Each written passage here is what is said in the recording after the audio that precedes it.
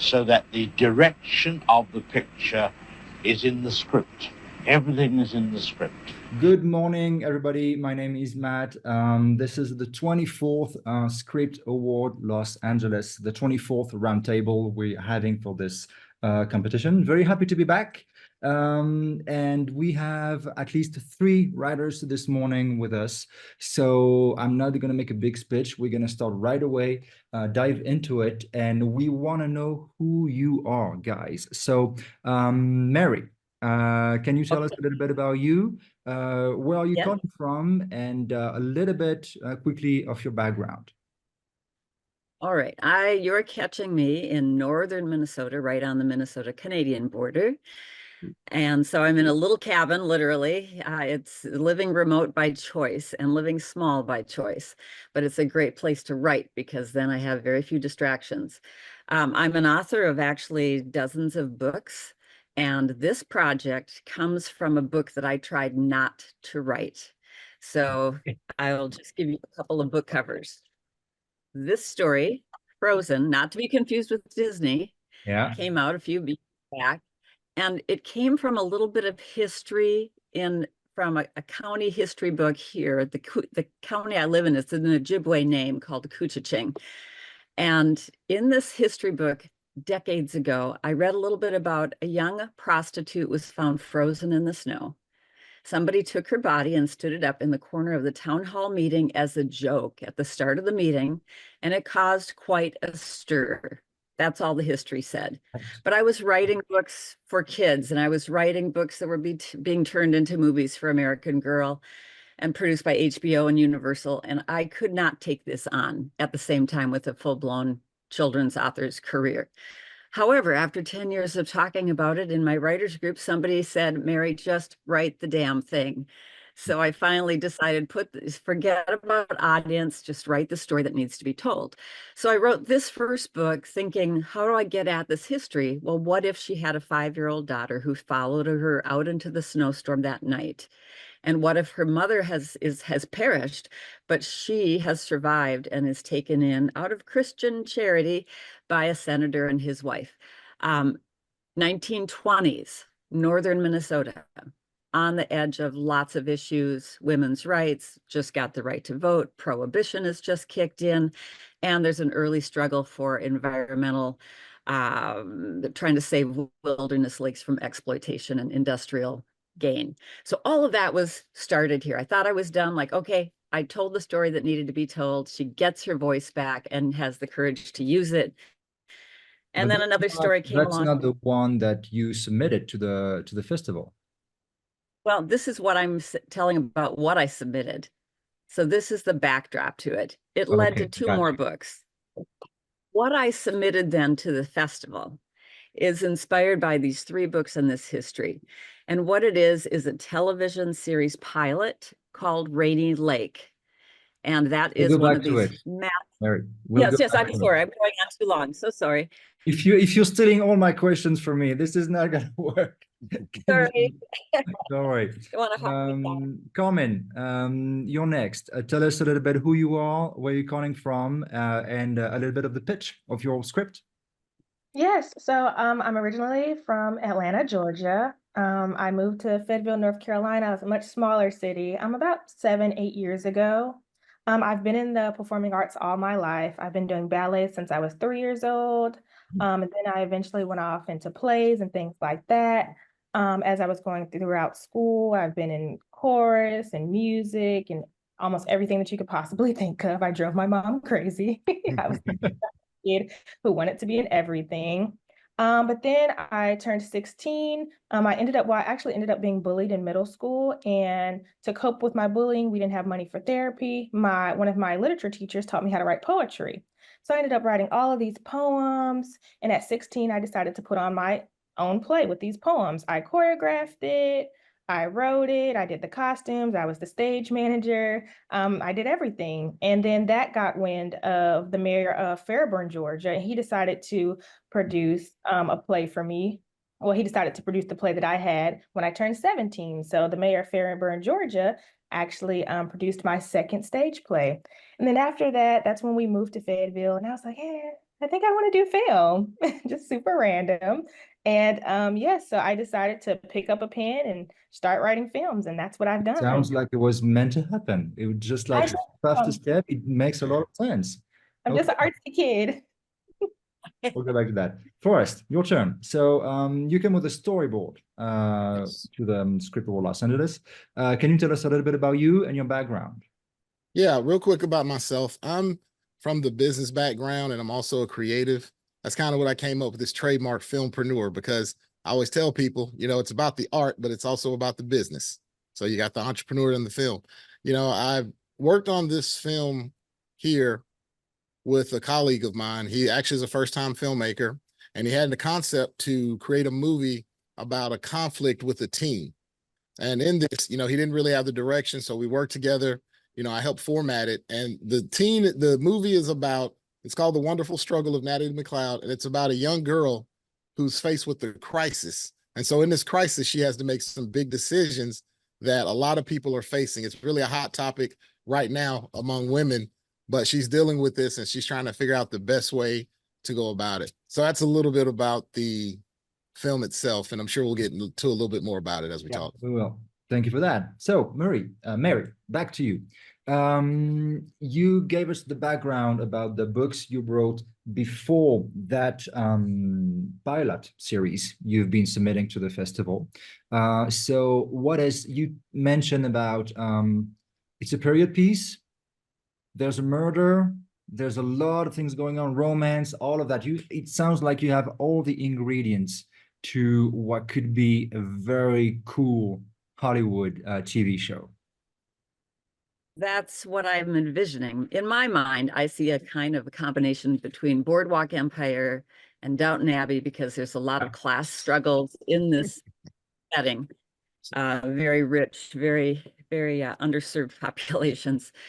And at the same time, I see it blended in with something that's very rural. You know, like I think of Ozarks has a very unique rural setting. It's not historical in the sense, but it has that kind of its own place.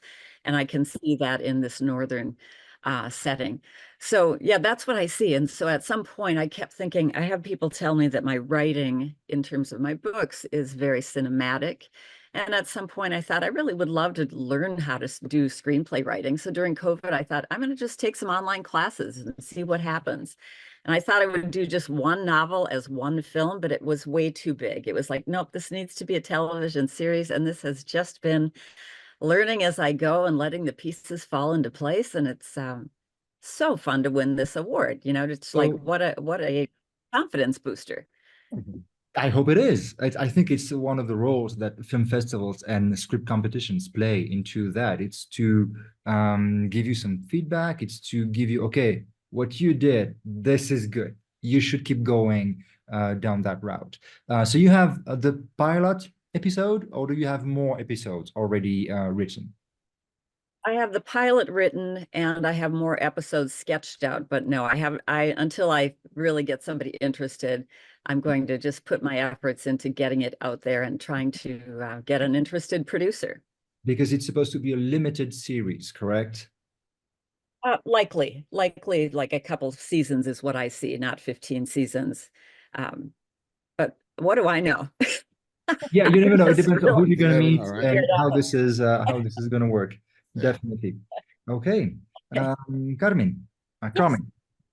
So you mentioned that, okay, bullied in middle school and then going into poetry to kind of cope with it. Then the first play, then the second play produced by the mayor. And then you're here for your first time feature script. So Yeah. this sounds like a step after another step and the next step. It all makes sense. How do you feel about the journey you've been on writing stories? Wow. It's so funny because this is my first film, but I've actually completed a second film and I'm currently writing my third film. And it's funny because my mom and all of them have placed in festivals, the first two. I'm not finished with the third one, but all of them have placed highly in festivals. Right. It's so funny because my mom is always like, where did you get this from? Because I'm like it's kind of on the borderline of thriller, you know, and you know, it's dramatic, but it's more of a thriller. And my mom's like, what is this? This is Where does this come from? so weird. Like this isn't like the stuff you've been doing. And it's just really funny because I'm always like, yeah, I'm not sure where I got it from, but the whole story kind of just dropped in my head. Yeah. And I'm like, I That's think God just like dropped it on me. So I always credit him for, of course, my creative process, and never getting stuck and always having things to write and always constantly being inspired. I think that's super amazing. I feel like I always have a story in me and it's always relevant. Pertaining to this story, this is what I submitted was a tear in the aorta. It's about a teenage boy. He comes from the Montreal family. They have been wealthy for quite a while. The father is a very prominent lawyer.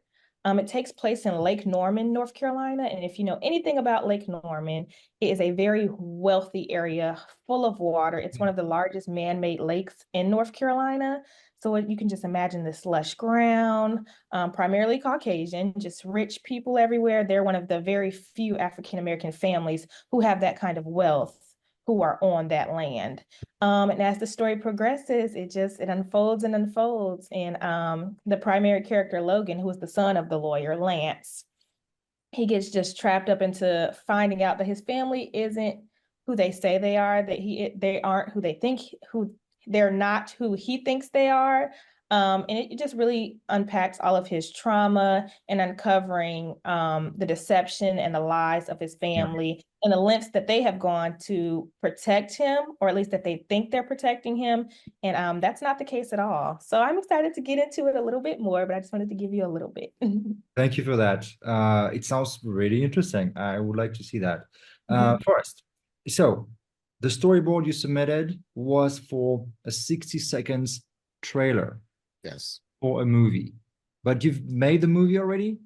Yes, we've done the short film version. So this Okay. is an actual feature film. And it started out as a feature film. And I told him as a first-time filmmaker, here's what you're going to deal with: budget and people's time. So at the time you're working with, a youth group. So that's something to consider. And I said, hey, let's condense this down to a short film so we can get something out. You can get people excited. And now you can get on the next phase of this process. If you decide to go ahead and make it into a feature. So we have a short film that we're going to be submitting to festivals. And for me, it's important with the storyboard. I'm also an author. So telling stories is very important. And, as I've learned the movie business, I always heard about the storyboard and I always knew how important that was to convey that visual, to the cinematographer, the DP team, and just to everyone trying to understand the vision of the director. And the director and the writer of this film, his name is Marcus Smith. He's the person that actually put it together. And I came on as an executive because there are a lot of different things that I could help him to accomplish the vision for this film. And so the film stars this young girl named Natalie. Natalie is this young girl who's a teenager. She's having a great time. She's dealing with all the conflicts of a young girl. And now she's faced with this major decision about bringing life into the world. So there's so many dynamics. She's in an interracial relationship. She's conflicted because her friends are telling her one thing and she's debating whether or not to talk to the father. And there's also this underlying spiritual connotation that shows that there's this angel fighting for her, and there's this otherworldly thing trying to help her make this decision. So it's one of these type of movies that's really just getting people to think about these decisions and how they go about them. And that's the underlying premise. But in putting that storyboard together, it was very important when we put the visuals together. It gave everyone a sight as to what we wanted to accomplish in telling the mission of the film. Yeah, makes sense. And you mentioned it, that the storyboard is a way to share your actual vision, because you see the drawings, you see the frames, you see what the movie is going to look like, what the trailer is going to look like. Yeah, and it really can cut down. That allows you make to get a foot in the door to get meetings, I guess, with business people, because you told it also, you said it. It's about entertainment, but it's also a business. So you have to find a way to convince people, to seduce people into the world, the story you want to write. So where are you at with that? So we're now at the phase of putting together the pitch deck. So we're going to put it out in film festivals. We hope to, win some festivals, get some good feedback on it. to, maybe increase, because we're also fleshing out the feature film, because I want to put that in script competition. Yeah. I'm just kind of advising them on this route. So we'll take this process so that when we put together the pitch deck, we'll have a refined project, and we'll be able to really fine tune as to, how is this going to be viable? Is this something that can potentially make money? Because, I'm always telling them at the end of the day, you got to figure out how this is going to benefit the people you're asking money for. It's not just about your vision and everybody putting your vision out. It's like, how are we all going to benefit from this? So that's the process we're in right now. I mean, it's We lost you. Forrest, we lost the sound. We don't hear you anymore. right now. Did I come in? We're good. Okay, yeah. So it's just real quick about sharing this part of the business to let them know, hey, this is how you get your creative work to be seen by people, and maybe you get a budget for another film down the road. Correct. It's the right route to take. Which brings me to my next question, Mary. You have had scripts or books that went into HBO and Universal, correct? That were made into movies. So clarify. Books that inspired the scripts. So movies based on my books, but there were screenwriters involved. And it was fun to be part of that process and see how they interpreted story as a screenplay. And maybe that's partly what got me excited about writing my own screenplay, is I could see how it's different, how it needs to be different for film. the language, so that definitely the way you present the story is a little bit different. So now you're taking things into your own hand, and you want to write. You wrote that script for that pilot TV show. How are you gonna get back to HBO or any other producer? How are you gonna package that and present it to them? Well, I'm learning. I just went to my very first film festival 2 days ago, and Catalyst Festival in Duluth, Minnesota. And I was terrified. I mean, I've been out public speaking for years, but trying to do a pitch with I had a pitch deck Different game. and do that in 5 minutes. Oh my gosh, it's so stressful. However, I made it to the first final round. I had a chance to do it a second time and learn from the first experience. And now when I go to Lake Placid, New York in a month for another festival, I feel like I'll just do a little bit better, because it is about conveying that idea in a way that doesn't seem too scripted and that brings your personality forward at the same time. And I can see it's its own special skill that you develop with practice. Yeah, and unfortunately, a good story is not enough. You need to convey it in a way that people are going to see a commercial potential. So they want, because someone is going to need to invest a ton of money into it one way or the other. So they want to know if this is going to give them some money back and if they're going to make money out of it. But I think, Mary, that your project has something very strong to it. First, it's an episodic. So you have multiple episodes, and that's really kind of the name of the game in today's entertainment. TV shows, there are more TV shows than movies almost right now. And second, it's a period piece. And that always is something, it's a sweet spot for Hollywood, because we just love watching them. So that's something, the poster, I've seen the poster you've made for that project. It tells everything. The poster is just amazing. It looks like you said, Downton Abbey, meeting, I don't know, Ozark. It's all, you can see that, you can feel it in a poster. That's a real asset that may help you, I believe, break the ice with producer. It would work on me, but I'm not a big producer. Thank you. But definitely, I think it's an asset you have. Matt, may I say something? Yeah, go ahead. Maybe. Just a follow up, because maybe this helps somebody else out there who's trying to figure out this process. So with the pitches and all, and doing a 5-minute pitch, the best thing about that for me was I had a producer come up to me saying, we're looking for northern Minnesota stories. I'm really interested in what you're doing. Let's talk. And eventually asked for, would I be willing to send them the pilot? We met during the festival and had some sit-down conversations. Now, I don't have any guarantee that this is going to become something more, but it might. And so that was the value I learned going to these festivals. Maybe I only had 5 minutes, but who was in that audience and who I ended up talking with, those are the doors I'm counting on opening for me, because otherwise I really have no idea how to do this from my remote location. It's practice. Definitely, Mhm. you have to go to film festivals, but you also have platforms like this one with the Script Awards Los Angeles that are digital, that do not require for you to be on location in LA right now. Yeah. And you can use that recording that they're going to put out in a day or two to also help build a pitch deck, help prove there was some interest from this festival, this competition, this and that, and build a package, a deck, like Forrest said. It's all the little things that at the end of the day are gonna be kind of an octopus of proof. Like, okay, this is what I get just on my own. Do you want to know a little bit more? So yeah, I think it's a process. Carmen, where are you at with this process? Have you been to in-person film festivals? Have you had the chance to talk with other writers? Did you have these experiences?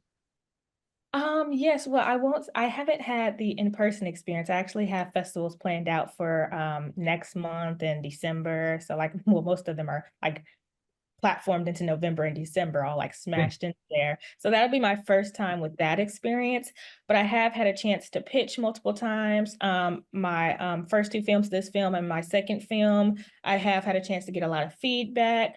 I have had a chance to be on the platform Inktip. I'm still on there now. I just started that October 1st. So I would say there are multiple ways to get your story out now, which is amazing. I would say definitely leaning on networking when I go to the festivals. I'm going to carry around my script. I have my log line memorized. I have my summary, my synopsis, just kind of keeping those things right at the top of your head, because you never know who's going to be like, oh, okay, what's the log line?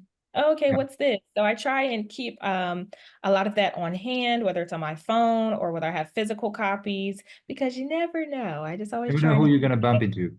I always try and just keep that at the forefront. And you wrote the story, so you know it. And Yeah. all you have to do is convey it convincingly. And if it's a good story, that's not hard to do. Agreed. I'd like to go back to something you mentioned, Carmen, which was the way that you don't know where it comes from, but Yes. the movie, the script comes to you and it kind of appears, and then you write it. Yes. How does it work for you guys, Mary and Forrest? Do you see the film in your head before you write it? Do you see the words? Do you have I feelings can that you literally translate into? Yeah, come and go. I'm sorry to interrupt you, but I can literally like hear the characters. Like I know how they Okay. speak, I know how they walk, I know how they smell. I know they have this aura about them. Like each character is different. Like there's a grandmother character in the story that I sent to you guys in A Tear in the Aorta, and her name is Gloria Jean, and she's inspired by my grandmother. My grandmother is very bougie. She's very, I would like my tea on this plate. And she's just very an upper echelon woman. And that's who Gloria Jean is inspired by. His grandmother's inspired by the film. And like I said, I can hear her, I can see her, and I have characters that are inspired by some people. Like if the film gets made, I would love for Felicia Rashad to play the grandmother. So I can kind of see like I was in a pitch and she asked me, okay, well, what actors or actresses do you see? And I could easily tell her, oh, I can see this person, I can see that person. So I think really being connected to your script and really seeing and hearing, that makes everything for me, I'll say on paper, flow so smoothly. Okay, Mary, how do you Well, see the story? How does it come to you? for me, because I start from the point of being an author of books, I definitely I see scenes, I see settings very clearly. I'm living that character moment by moment when I'm on stage in my book, writing it, in a sense. So when I get to a series like this, I have carried this world in my head and have almost time traveled to the 1920s and been there for the last 10 years writing these other novels. Yeah. So the screenplay seemed to be like I had this chance to just take select moments, can't use everything, but select moments, or even take scenes from a book and completely change things because it fits the film better than the book. But I felt like I could be a chef with a wonderful kitchen full of all these ingredients and fresh herbs, and I could pick and choose. Ingredients So you can choose. very fun. Okay, Forrest, that's a question that I'm interested by your answer, because that's really about what storyboard is about. Yeah. How do So I'll you give see the it film to and you how do you from translate it? I'll give it to you from two perspectives, because I am a writer, and in this Okay. situation, I'm a storyboard artist. So one of the things for me is I read. I read so much, and I think growing up, I was able to paint pictures just from reading. That was the beauty of reading. You didn't have to see it. You were able to create it through your imagination. So when I write, I still have that capability. I can create characters that I may not have known or may not know from experience, because of this imagination that I've developed over years and years and years. Now, as far as writing things that are personal to me, like Carmen said, we know characters. Sometimes you see a person so clearly because they embody someone you know or someone you encountered, and you can create a story from people you know. Now, how does that translate to a storyboard? So now, as this writer, I've been able to take this skill set of knowing how to craft these characters and create this storyboard that embodies, what do these people look like? How is this going to work? So even when you're working with the director or the casting, you say, hey, here's the concept of what this looks like, these people, how they look. And so you're able to translate these ideas, because oftentimes, you think when you have an idea in your head that everyone else sees it. And that's the fallacy. And that's the miscommunication part that can make the budget go out of whack, take time too long. So when you can embody what the director wants in this situation, and you can sit down and create the visuals so that everyone can see the director's vision, that's a skill set that I think is very important in working on a set, even for independent producers, because now you're going to streamline your budget. You're going to cut down the amount of time you have in trying to decipher information, and everyone's trying to give their own interpretation. So for me, that process works seamlessly, being able to understand a writer's vision and translate that to a visual that they can now share with the rest of the team. Yeah, makes a lot of sense. I completely agree with that. One last question for each and every one of you. Anything you want to mention about that specific project? Anything we didn't touch on? Anything you want to say? Sure. Yes. I guess I'll just dive into a little bit more about the film. It's about Logan, like I was saying. He's the son of a lawyer, wealthy lawyer. His father is killed by a police officer. We eventually come to find out in the story that the police officer that his father was killed by is actually now married to his mother and is living in the house that the father was murdered in. They came into the house and killed the father. He is now living in that house. And he is coping with finding out that his mother used to date his father's brother, and that he could potentially be the brother's son. He is coping with that the mother had something to do with his father being murdered, because his father actually molested his mother, and that's how he got here. He was not a product of love or light. His father molested his mother, and the grandmother, being who she is and being prominent and wealthy, she threatened his mother and said, if you want, to have wealth and you want to be protected and you want to be safe, then you will have this child. There is no abortion. There is no adoption. You will have this child and you will marry this son. This son is no longer available to you. And she actually sends that son to prison. She concocts a story, and that son actually ends up being sent away. So now her golden boy, the wealthy lawyer, she creates this whole idea of wealth, and she really just kind of picks apart, the son that was sent away, and she really just adores the son that she created. She made him, in his image, and now she has this perfect family. But perfect can't hold up against lies and corruption. And it's a very deep story. It's a lot. It's a real story, multiple It is. layers. And I think we love conflict. I think we love Conflict. drama. And this is exactly that. It has layers. The characters have layers. It's a very peel back story.